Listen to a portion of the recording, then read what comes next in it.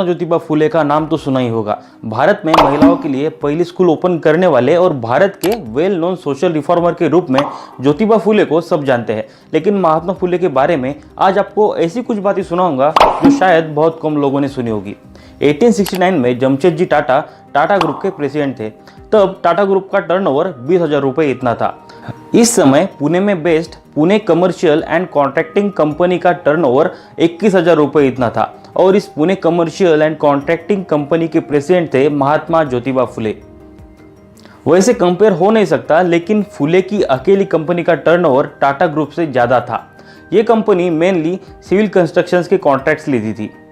Katraj tunnel, Khadakwasla dam canal, Mumbai municipal corporation की main building, Byculla bridge, Parel railway workshop, Bhandara lake और बड़ौदा के गायकवाड़ का लक्ष्मी विलास पैलेस, ये सब कंस्ट्रक्शन करी थी Pune commercial and contracting company ने। राजू बाबा वंजारी और लक्ष्मीदास किमजी ये दोनों भी महात्मा फुले के पार्टनर थे। बाद में कंपनी से अलग होने के बाद उन्होंने भी टाइम्स ऑफ इंडिया की ऑफिस का कॉन्ट्रैक्ट लिया था। और सबसे इंपॉर्टेंट बात ये कि कंपनी से ज्योतिबा फुले को जितना भी प्रॉफिट होता था वो profit Jyotiba Phule social reform में यूज करते थे। वैसे फुले फैमिली की कहानी शुरू होती है सातारा महाराष्ट्र के छोटे से गांव काटगंज से। ज्योतिबा फुले के ग्रेट ग्रैंडफादर जो थे वो इस गांव में खेतों में मजदूरी करने वाले मजदूर थे, जिन्हें उस जमाने में चौगुला कहा जाता था और उनका सरनेम गोरे था। इस काटगंज गांव में अपर कास्ट ब्राह्मण के साथ उनका तालमेल कुछ बना नहीं। फिर वो पुणे के पास खानवाड़ी में सेटल हो गए। वहां पे उनको एक लड़का हुआ जिनका नाम था शेतीबा जी की खर्चे करने वाली आदत की वजह से घर में गरीबी आ गई। शेतीबा को 3 बेटे हुए, रानोजी, कृष्णा और गोविंद। तीनों भी भाइयों ने बड़ी मेहनत से नाम कमाया और यही बात पेशवा बाजीराव सेकंड को पसंद आई। तीनों भाई पेशवाओं के महलों के लिए फ्लावर्स डेकोरेशन करते थे, शनिवारवाड़ा के गार्डन्स का ख्याल रखते थे। तीनों भी भाई अपने बिजनेस में इतने फेमस हो गए कि लोग उन्हें उनके प्रोफेशन की वजह से फुले कहने लगे और यही नाम उन्होंने भी आगे कैरी कर लिया। उनकी यही मेहनत की कदर करते हुए पेशवा ने उन्हें 35 एकड़ जमीन इनाम में दे दी। इन तीनों भाइयों में से गोविंद फुले के बेटे थे ज्योतिबा फुले, जिन्होंने आगे चलकर सोशल रिफॉर्म की मिसाल दुनिया के सामने रख दी। महात्मा फुले समय से आगे चलते थे, उसका बेस्ट एग्जाम्पल हमें मिलता है उनकी इस कविता से। इस कविता में पहली लाइन है, शेअर घेणाऱ्यास गळा फास दोरी, पावती तो सारी जड़ी बूटी। जरा सोचिए, 1890 में एक आदमी लोगों को समझा रहा है कि अगर कोई शेयर मार्केट में शेयर ले रहा है तो उसकी रिसिप्ट ही सब कुछ है।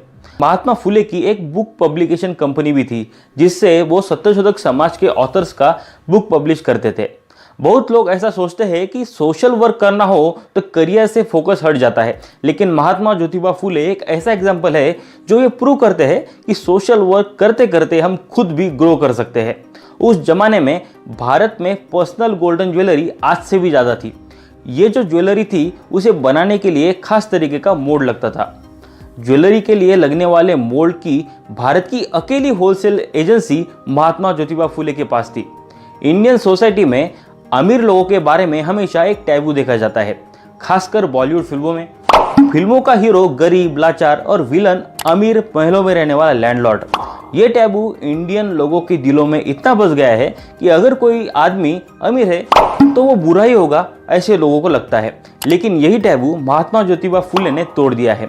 उन्होंने दिखा दिया कि कोई भी बिजनेस भी कर सकता है और अमीर भी बन सकता है और सोसाइटी में रिफॉर्म भी क्रिएट कर सकता है।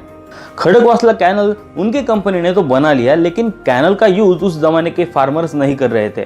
कैनल का पानी यूज किया तो वरुण राजा नाराज हो जाता है और अगले 5 साल फसल नहीं उगती, ऐसी अंधश्रद्धा उस जमाने में देखी गई। ऐसे हालात देखकर ज्योतिबा फुले ने खुद 200 एकड़ जमीन खरीदी और कैनल के पानी से उन्होंने वहां पर फसल भी उगाई। उनका देखकर फिर बाकी फार्मर्स कैनल का पानी यूज करने लगे।